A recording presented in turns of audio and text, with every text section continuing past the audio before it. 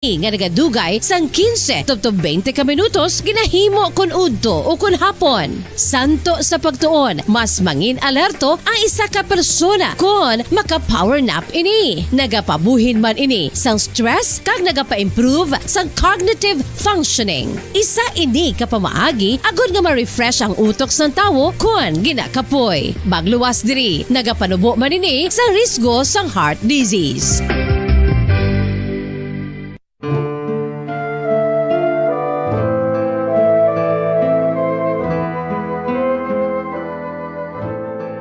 Pangamuyo para sa 2022 elections. Sa ngalan sang Amay, sang Anak, kag sang Espiritu Santo. Amen. O Diyos nga amon Amay, sa amon paghandom para sa maabot nga 2022 elections, nagasalig kami sa imo saad nga ipadala mo sa amon ang mga lideres nga nagatuman sang imo mga sugo kag may kinaugali nga nasanto sa imo tagipusoon kag espiritu.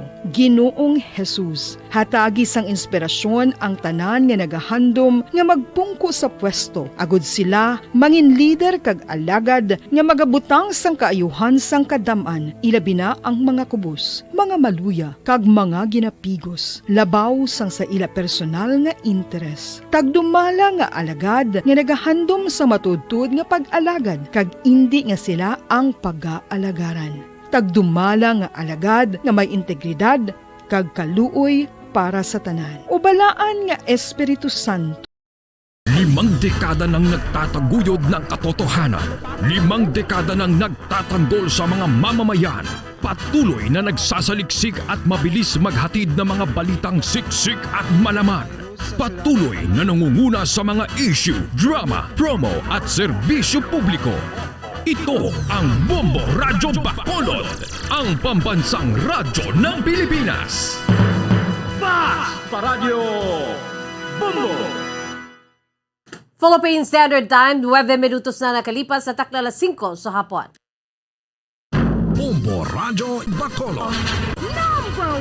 Fast Radyo Bombo! Maayong hapon, syudad sang Bacolod, kabugusan nga probinsya sa Negros Occidental, bugos nga Pilipinas, kag bugos nga kalibutan. Iyari naman ang pagdulong namon sa inyo sa madalalag ko, bag-o, mainit-init pa nga mga balita diri sa Bombo News and Views Afternoon Edition. Subunga daw Lunes, petsa 21 sa bulan sang Pebrero 2022. Una kita makabombo sa aton mga headlines, police personnel patay, duha pinason matapos na magugpaas ang chopper sa Real, Quezon, kainan sa ngaga. San Carlos City Police Station hindi pa makakonclude kung lain nga tawo ang target sa mga suspetsado nga nag-ambush sa auto sa Barangay Palampas kahapon sa ngaga. Samtang Negros Occidental Police Provincial Office nagpasalig nga manabat sa layi ang mga suspetsado sa San Carlos ambush. Drugstores Association of the Philippines nagpanawagan sa publiko nga hindi magbakal sang bulong sa mga tiangge o kon vitamin sa merkado. Agon nga maproteksyonan ang ikaayong lawas. Syudad sang Bacolod, magahulat pa sang dugang nga COVID vaccines para sa mga kabataan. Balay sang manunudlo sa Charito Heights, Barangay Granada, nasunog kay nasang aga. Amoy ito makabombo ang aton sinipag dulong sa inyo sa mga headlines. Kagkaroon, lito na kita sa mga detalye na sa aton nagapangunang mga balita.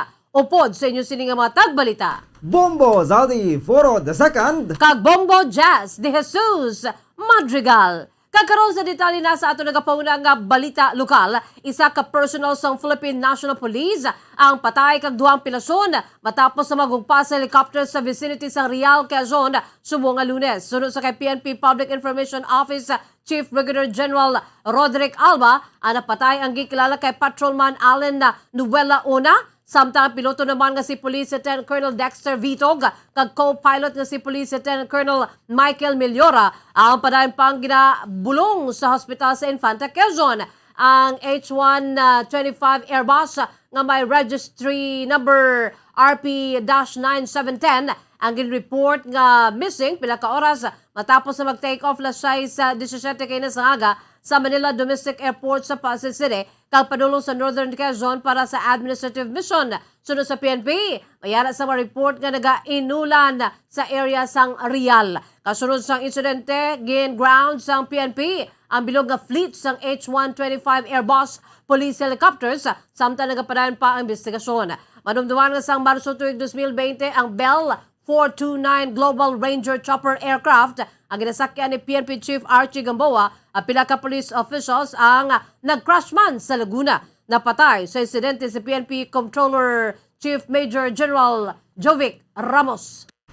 Hindi pa mahambas ang San Carlos City Police Station kung nasalaan lang sa mga suspetsado ang nagkasakay sa Mazda 3 nga ginaambush sa Villa Lina, Barangay Palampas, syudad sang San Carlos kahapon sang aga kung sa diin 3 ang patay kag isa ang pilason. Madumduman nga nagkasakay sa puti nga Mazda 3 Sanday Andre Fajardo, 18 anyos, residente sang Ilagan Extension, Barangay 6. Russell Bukaw, 40 anyos, kasado, residente sang Orban Phase 1, Barangay Rizal. Rudy de la Fuente, 51 anyos, Kagrenante Chu, 27 anyos, Lunsay, residente sang San Juan Baybay, San Carlos City. Tad-tad sang balang auto gani dead on the spot, Sanday Fajardo kag Bukaw, samtang dead on arrival sa ospital si De La Fuente. Sa karon naka-confine pa sa San Carlos City Hospital si Chu, kagyara sa kritikal nga kondisyon matapos na nakaagom sang madamo nga igo sang bala. Sa interview sang Bombo Radio Bacolod kay Police Lieutenant Ruby Aurita, Deputy Chief sang San Carlos City Police Station, natapos na sang scene of the crime operative sa Consoko ang pagproseso sang crime scene kag natigayon nga ma-recover ang 58 ka fired cartridges sang 5.56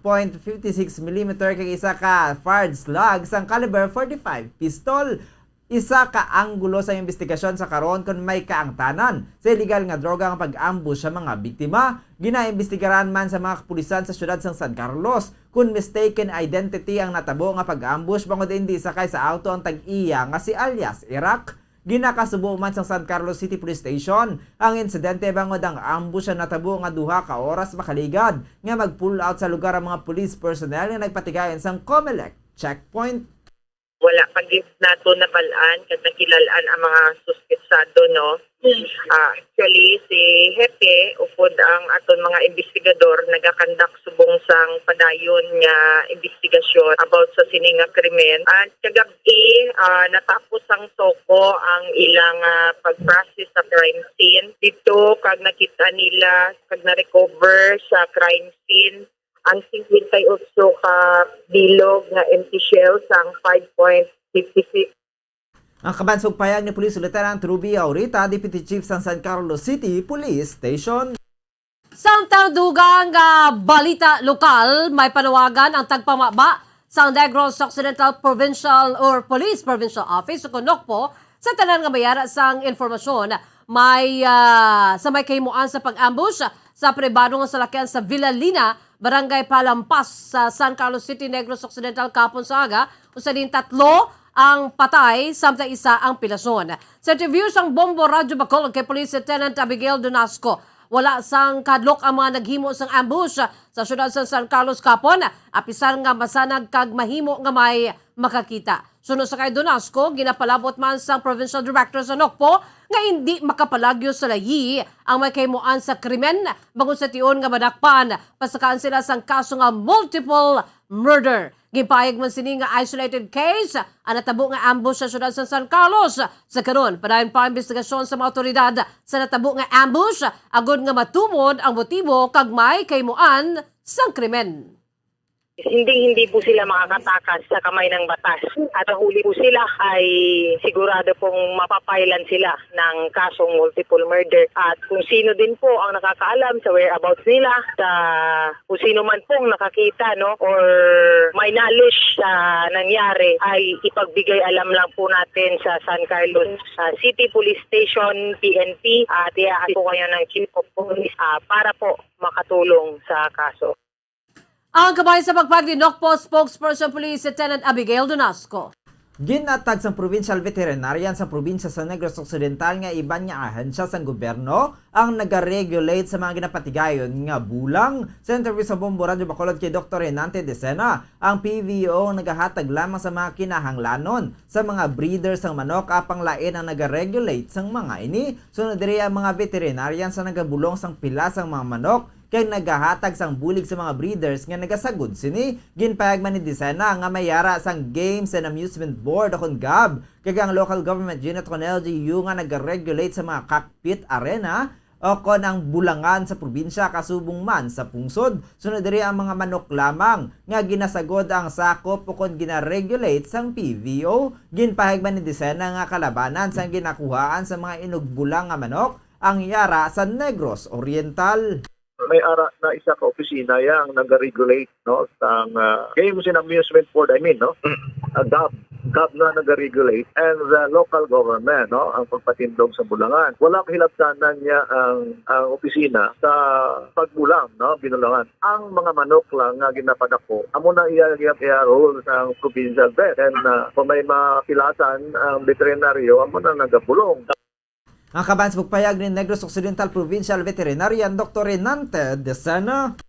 Samtang dugang nga balita lokal, nagpanawagan ng chairman of the board sa Drugstores Association of the Philippines sa mga pumulo nga magbakal lamang sa bulong sa mga otorisado nga drug outlets nga malapit sa ilang lugar. Sa interview sa Bombo Radio Bacol kay Jovelyn Blanca Flor, gipagsini nga ang bulong ang hindi ordinaryo nga commodities gani wala ini ginabaligya sa bisan diin lang. Sunod sa kay Blanca Flor, dapat hindi magbakal sa mga bulong sa hindi rehistrado nga outlet magluwas sa butika. Sunod diri antes pa man sa mando ni Department of the Interior and Local Government kon DILG Secretary Eduardo Año kung nagalibot na ang maini agon nga matsyekar sa bahin sa mga sari-sari store sa probinsya sa Negros Occidental kung bala nagabaligya sa mabulong kag nagapadala sila sa sulat sa LGU agon nga mag-inganyo sa paghimo sa ordinansa nga maka-regulate sa maini. Sunod diri wala man sa malain nga magbaligya sang bulong sa indi botika apang dapat mayara sang permit nagikan sa Food and Drug Administration o kon FDA. Sunod diri sa ilawom sa bago nga pharmacy law, mahimo maka-apply sang permit agon nga makabaligya sa mga bulong labi na gid ang yara sa mga malagyo o kon layo nga lugar kay indi giliyon maka-access sa botika. Apang nagpanugya man sa mga konsumidores nga mahimo makatago sang bulong nga pananglitan kinahanglanon nga may kuuton. Sunod pa diri ang pag-inom sa bulong ang may natalan nga oras gani mahimo gid nga makapadulong sa botika agod nga magbakal sini. Gimpahig man sini nga dapat sa registered pharmacy lamang magbakal sang bulong agod nga masiguro nga safe ini kag maihibalo sa bulong ang ginabaklan bugod ang bulong ang makapaayo kung insakto lamang ang paggamit ka makapatay man kung sala ang pagtumar sini.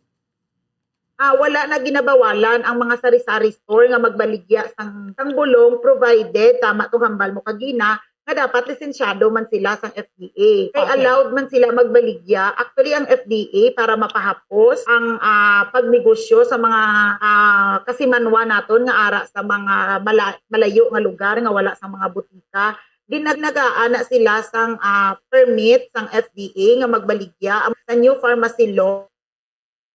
Kabayan sa pagpahig ni Jovelyn Blanca Flor, Chairman of the Board sa Drugstores Association of the Philippines.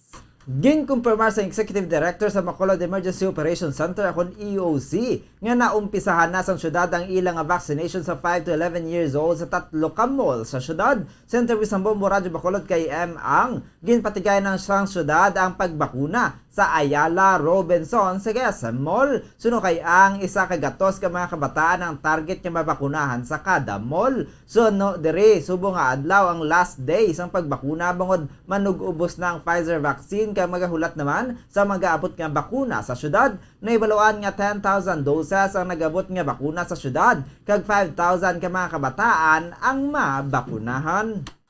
Well, because it's for 2 doses, so good for 5,000 sa kabataan. Oo, so ang nabilin subong, ang good for the 3 tatlo ka mall. Target naman is 100 for kada mall. Okay. Pero subong aga pa damo na tako ng turnout direct sa ari ko di subong sa Ayala by 11 o'clock ara kami sa SM, 12 ara kami sa Robinson. Bacolod EOC, ang kabayan sa pagpayag ni Bacolod EOC Director, Executive Director, M. Ang. Samtang ginabanta naman nga nagdangat sa 450,000 pesos. Ang balor sang halit nga gintugas sang sunog nga nagluntad sa balay sa isa ka manunudlo sa Phase 1, Charito Heights Subdivision sa may Barangay Granada, Ciudad sa Bacolod, kaina sang aga. Sa interview sang Bombo Radio Bacol kay Senior Fire Officer 1 John Stuart Mondido, arson investigators sang Bacolod City Fire Station, May nagpadulong sa fire station las 8:10 sang aga sa may Barangay Granada nga agud nga magpahibalo nga mayara sa nagluntad nga sunog sa nasambit nga lugar. Gilo naman sa maini nga ginrespondihan ang nasambit nga fire incident. Sunod sa kay Mondido, ang kalayo ang nagsugod sa isa ka kwarto sang balay apang wala pa matumod ang gitunaan sa sunog. Totally damaged ang balay kapadayon pa ang investigasyon sa nagluntad nga sunog agud nga matumod ang gilaninan sang kalayo.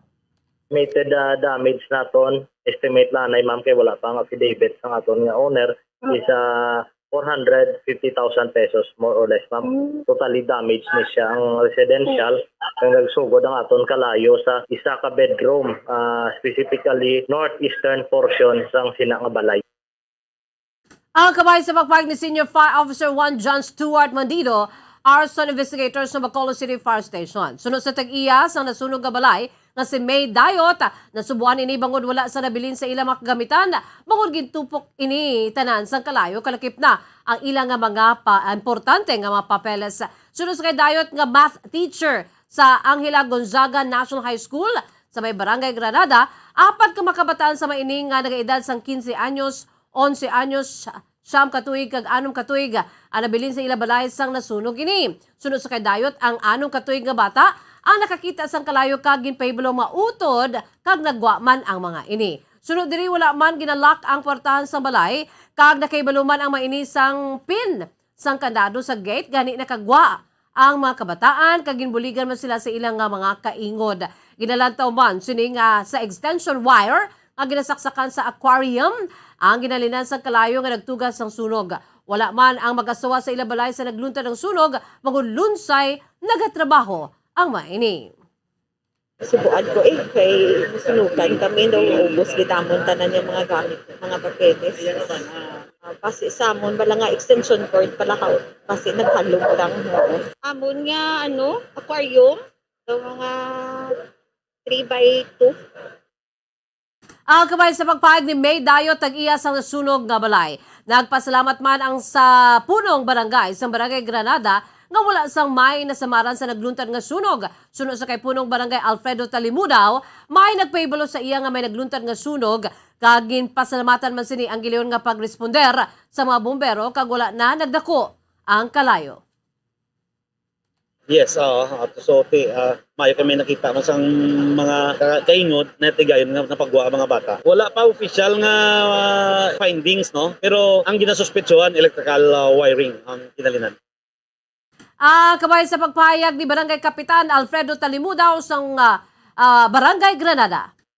Ginahulat na lang sa National Commander sa Task Force kasanag ang resolution sang kaso ang ginpasaka batok sa local government officials sang Manapla angot sa claim sa mga benepisyaryo sang CARP nga silang matuod nga tagiya sang duta nga ginatindugan sang alcohol distillery sang Victoria's Milling Company. Sa interview sang Bombo Radio Bacolod kay John Chong, ginpagsining nga 6 na kabulan na nakaligid sa nagpasaka ang task force kasanag sang kaso sa Ombudsman Visayas. Nagapati man si Chong nga ginahimuan na sang tikang sang ombudsman ang ginpasaka sa mga ining batok sa LGU sang Manapla. Naibaluan nga nag-ugat ang pagpasaka sang kaso sang task force kasanag sa LGU ilabi na sa alkalde sang Banwa bangod sa indi sini paghimo sang tikang nga magahatag sa mga CARP beneficiaries sang duta nga ginatindugan sang Vicmico kag mayara na sang Certificate of Land Ownership Award kay may titulo na ang duta sa ngalan sang Republika sang Pilipinas para sa 110 tanan ka agrarian reform beneficiary sa Barangay Purisima.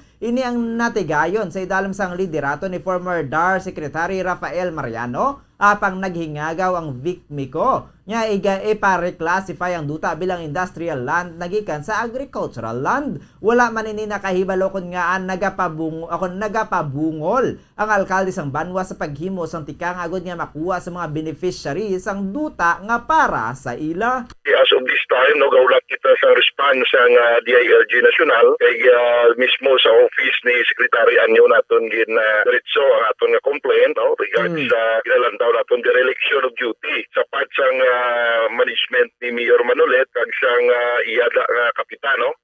Ang kabansbog payag ni John Chong, ang National Commander sang Task Force kasanag.